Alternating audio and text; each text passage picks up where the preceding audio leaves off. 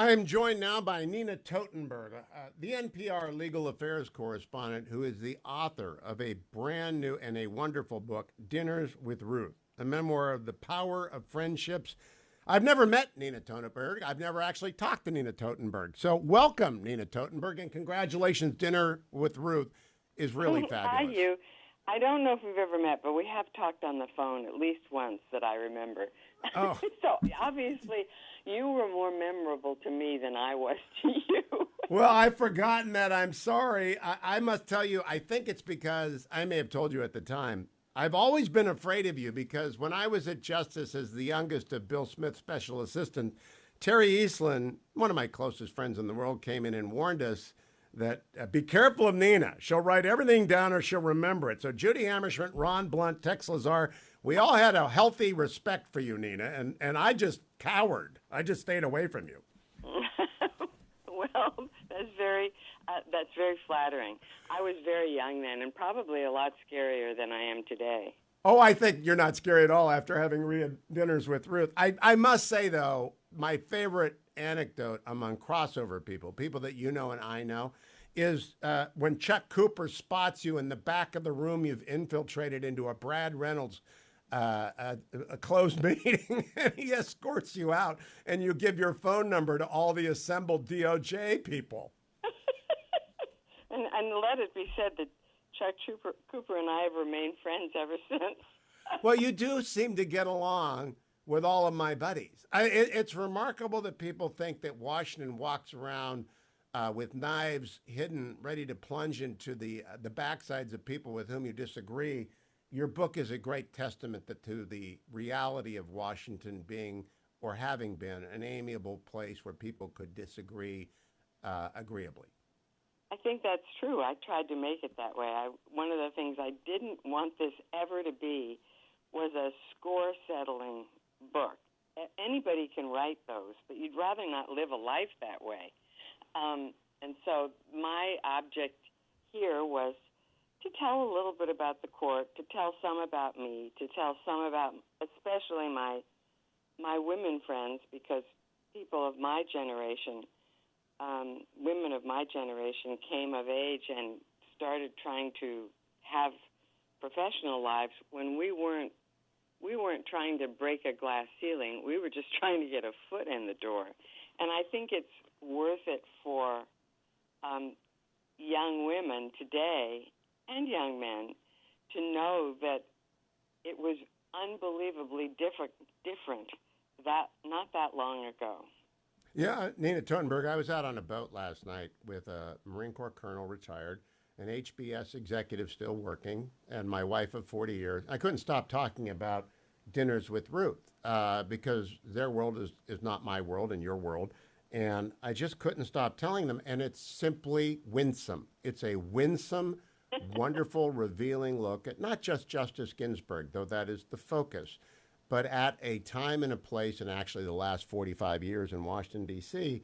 But I'm going to begin with a funny question. Just because you've watched so many Supreme Court arguments, you know so many of the justices, you know so many of the legal people.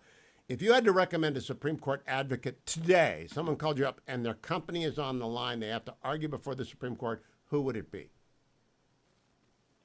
I guess it would probably be Paul Clement. You and I said the same thing. I got asked that question a couple of years ago, and I've never met Paul Clement or spoken to him, but I said, Paul Clement, tell people why. Well, because he's just, I think, if he weren't such a nice and intelligent and good guy, I would say that he was an idiot savant of an advocate. I mean, by that I don't mean that he's an idiot. I mean that even when he was a baby advocate, he came to the Justice Department with John Ashcroft, for whom he had worked on the Senate Judiciary Committee, I think. And he was in his young 30s. And Ted Olson was the Solicitor General and had just won Bush versus Gore for President Bush, by then President Bush. And Ashcroft, I think, actually wanted Paul to be Solicitor General, and the compromise was that he would be deputy, which he was for 4 years, and then he became Solicitor General on his own. But as Ted Olson would say, Paul is just an amazing advocate, and he is not when he worked for the government, he represented the government. When he works for the Catholic Church, he represents the Catholic Church. Do I think that is closer to an approximation of his views? Yes, I do. But he was just a bang-up advocate for the government, and so was Ted Olson. They both defended the McCain-Feingold law and won in the Supreme Court, and it fell apart years later, and they represent different interests now that they're in private practice. But that didn't stop them from being the best advocates possible for their client at the time, and their client at the time was the United States government. You just named two of the four of the greatest Supreme Court advocates of my generation, the other two being the now Chief Justice John Roberts, and the fourth being, it'll come to me, I just forgot his name. And there are four, and they were always, I get calls, and when the Chief Justice was in private practice at Hogan, I would say, go get him. And now when I get calls, I say, go get Paul Clement, Ken Starr. Judge Starr is no longer practicing. They were great Supreme Court advocates because they just are at ease. And that I bring that up because of your Walter Dellinger story on page 130. And God bless the late Walter Dellinger, who was a great man of the law with whom I disagreed often. But he mixed up the names of Justices O'Connor and Ginsburg in his first argument. That's over-practicing, Nina. Don't you think that's what it was? He was over-prepared. He had thought about it so much. I'm not going to mix them up. I'm not going to mix them up. I'm not going to mix them up. And he mixed them up, and they were not happy. I don't even know if it was his first argument. It just was maybe the first time he faced the two of them on the court. Oh, you're right. Yeah. And he said, I've done this. I've said North Carolina when my script says South Carolina. I don't know what happens. It's in a less than ladylike expression, it's a brain fart. Yeah. Happens to me like on a daily basis, Nina Totenberg. On a daily basis, 3 hours of radio, you're going to do it. Your buddy Steve never makes a mistake in Skeep, and I really hate that. But I make mistakes every day. Let me go on now to what the essence of Dinners with Ruth is. And I remind you of the Frank Luntz rule. We've got to say the title Dinners with Ruth 7 times for people to remember Dinners with Ruth and order Dinners with Ruth. And I want to tell my friends on the center, right, and the right, this book will charm you and inform you, and you'll be better for having read it. I said that most recently about Evan Thomas's One. Evan is a friend. One is about Justice O'Connor, and as Dinners with Ruth does for Justice Ginsburg, One did for Justice O'Connor, and together they do what is only very infrequently done. They give you a glimpse of the real world of the Supreme Court. And you know it so much better than I do. I know some of the justices, but not as friends. Colleague John Roberts, an old colleague, Justice Thomas and Stephen Breyer sat for interviews. And Justice Gorsuch has been spent time with, but I don't know them like you know them. And you are a great storyteller, and you humanize them, but especially Justice Ginsburg. Did you intend that when you began?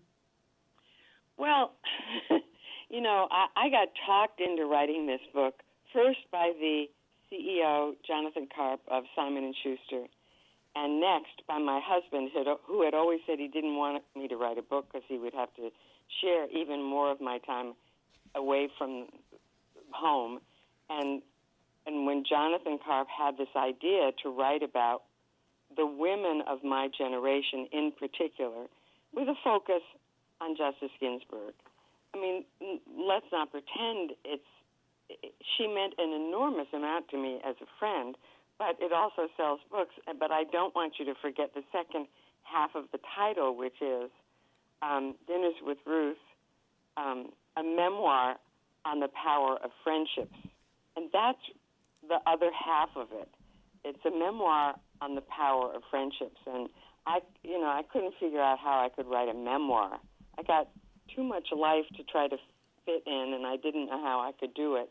And Jonathan Karp came up with this idea, and I thought it was a good idea, but I wasn't going to do it because my husband already, I already come home late too often, and he is never pleased with that, even though he's a trauma surgeon.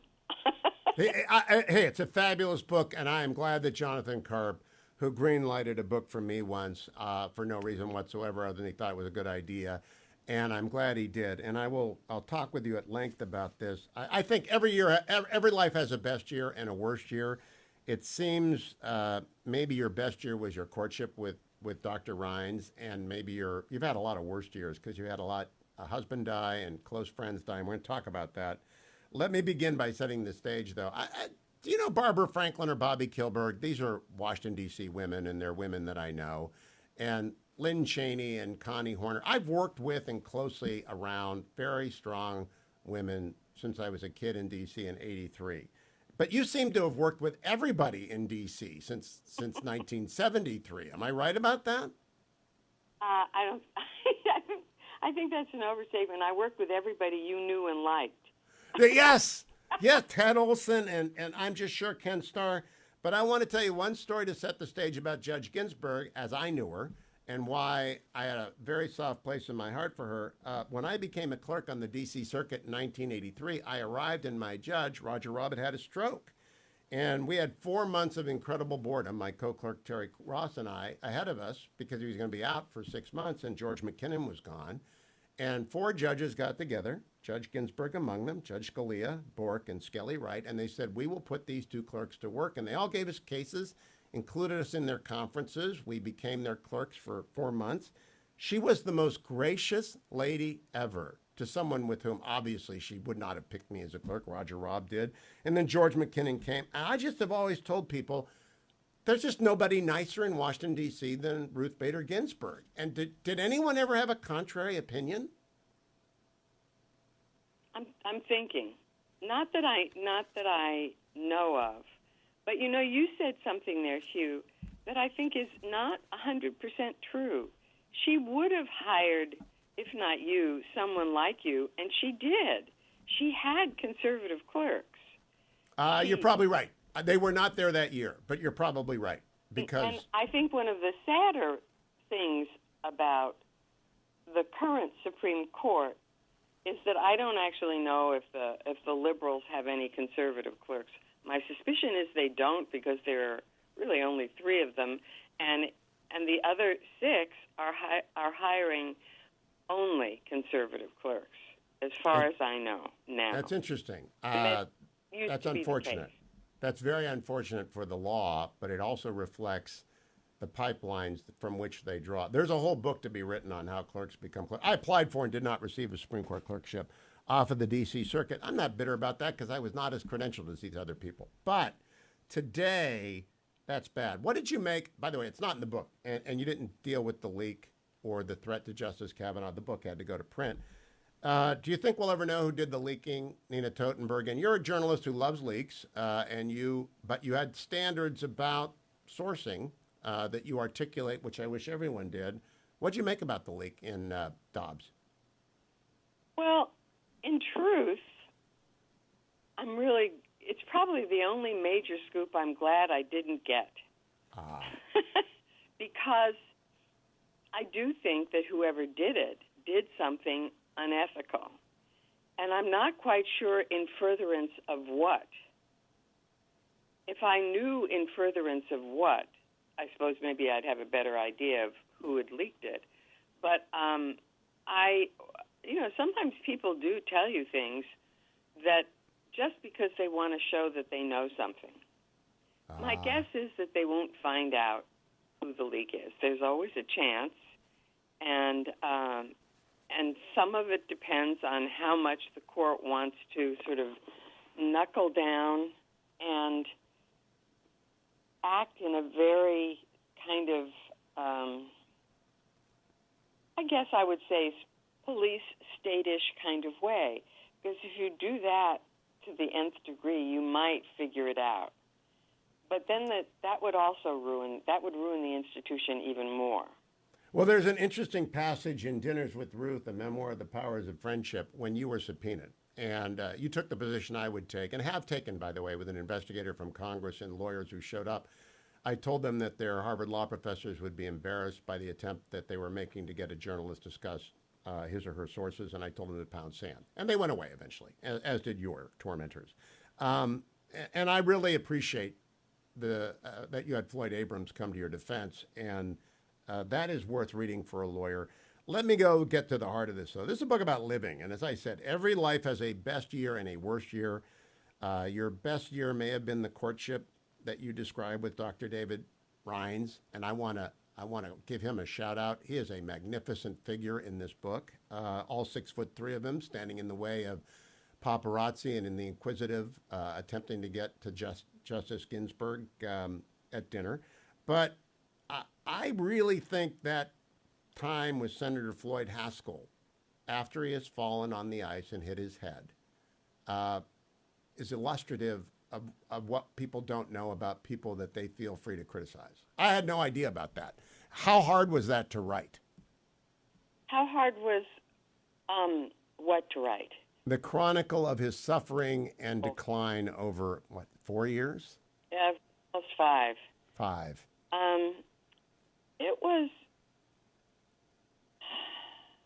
It was much harder to live through. Okay, well put. And there's in the score settling department that I decided not to put in the book, but I will share with you. The advice that Ruth gave me at the time, which I say in the book, Dinners with Ruth, Dinners with Ruth, a memoir on the power of friendships. Well done. I will learn to say this over and over again, I guess. But the advice that she gave me when I was sort of getting wrung out, spending time at the hospital, she said, you have to go back to work. You have to maintain who you are so that when he comes home, you are still you and able to take care of him.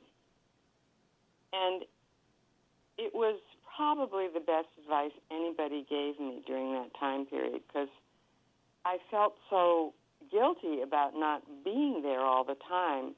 But she made me see that wasn't, as long as I went every day for an hour or so, I didn't have to stay there all day.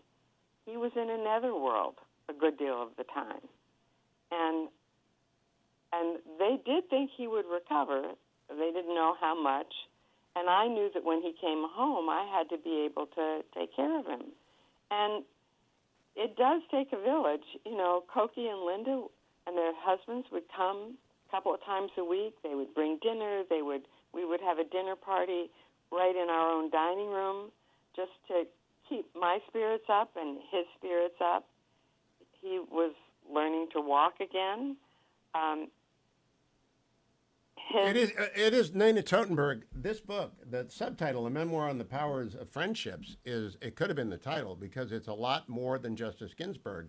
It is about friendship and what you do and do not do, and it's about struggling with long and sometimes terminal illnesses, both your own. I mean, I didn't know you'd been run over by a motorboat. Honestly, that's news to me. There aren't a lot of people running around D.C. who've been run over by a motorboat on their honeymoon and who live to tell about it. I'm jumping ahead of my interview outline here, but you're damned lucky to be alive. I am damn lucky to be alive, and I'm damn lucky I married a trauma surgeon. Yes. Because he supervised the surgery. He washed it, he scrubbed in. Yes. He scrubbed in. And then you brought the fisherman and his boys in, the boys on the tire who saw it. I'm not going to give that story away. People have to read it. I'm back to my outline. What I love about this book, how DC works. I'm abroad, and my wife of 40 years has a medical incident, and she gets care because Elena Nachman, Ruth Marcus, Jamie Gangel, and Tom Cotton see to it. It's just one of my favorite stories. This is how DC works. You're abroad, you're gone, and your book makes manifest. It's all about your friends in DC, right? It is absolutely about your friends. But that, Hugh, that's not special to DC. It's it's your family and friends who make a life. Yes. You don't have one or the other, and if you're lucky, both. You don't have much of a life. But you know who your friends are when you're in trouble and you need help right away and you're not there. You know who they are. And boy, you were to Cokie a friend, and the Wertheimers and the Robert. I mean, your dinners are remarkable. Cokie Roberts died in 2019 after her breast cancer returned, and she fought hard. Marty Ginsburg died in 2010. It was another long goodbye that you lived through. Justice Ginsburg died on September 18th, 2020, and it's touching. It's almost teary-inducing to read about how you and David took care of her. And by the way, your husband's medical ethics are second to none in the compartmentalization that he adopted vis-a-vis his treatment of the justice in your friendship with her. I just think it's an amazing book, Nina. And Hugh, you're so kind. No. I will say this about David. I have had friends who tell me finally, they'll say, well, my husband has whatever sort of cancer. And I'll call up David and I'll say, David, did you know that so-and-so has cancer? And do you need to call him? He says, the answer is almost always, Nina, I've known for the last year. It's just, well, once a doctor is available in D.C., doctors get called. I want to make sure you give one anecdote as a tease for this, and it's Justice Ginsburg and Justice Sotomayor go horseback riding in Colorado Springs. And all right, you tell what you want to tell. Don't give away too much because people have to buy Dinners with Ruth if they want to read the whole thing, but it's pretty freaking funny. So we're going to the 10th Circuit Court of Appeals. I'm supposed to interview her there. And Ruth says to David, what is there to do in Colorado Springs? It's not her circuit. And he says, well, you can go horseback riding. And she says, oh, I'd love to go horseback riding.